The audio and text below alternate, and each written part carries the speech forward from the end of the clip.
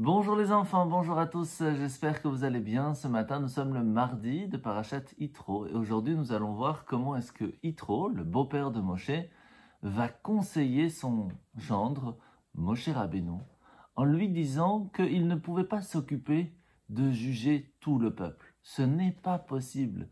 Il fallait qu'il puisse donner cette responsabilité à d'autres juges. Mais comment choisir qui allait mériter d'être le rabbin de la communauté, qui allait mériter d'être le juge de la communauté?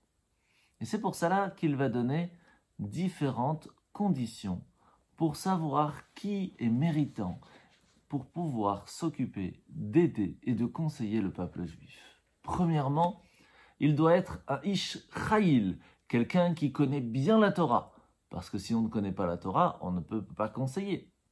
Mais aussi, être quelqu'un qui a déjà de l'argent et que cela ne l'intéresse pas.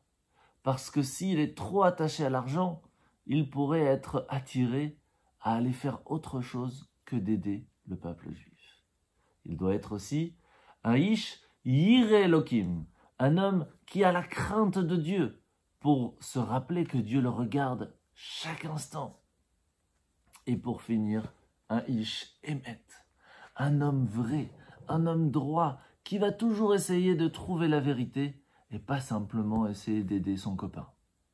Et pour vous donner une petite idée, il y avait une fois une dame qui était très riche et qui devait partir en vacances. Et avant, il n'y avait pas de banque.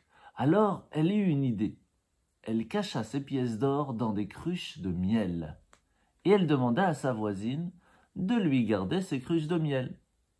Alors que, pendant qu'elle était partie en vacances, sa voisine va chercher un petit peu de miel, elle se rend compte qu'à l'intérieur, il y a des pièces d'or.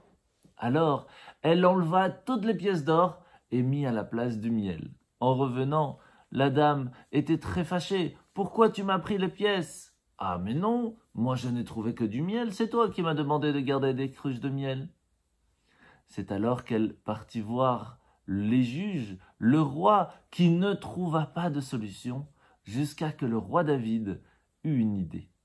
Il prit toutes les cruches de miel et les cassa par terre. Et c'est ainsi que l'on trouva une pièce d'or encore collée tout au fond de la cruche. Ainsi nous avons pu trouver la solution et aider cette personne qui avait été volée par cette voisine, et tout bien sûr a été remboursé. Pour cela, il est important que les juges soient des gens qui vont chercher la vérité, qui vont essayer de conseiller toujours d'après ce que la Torah nous apprend.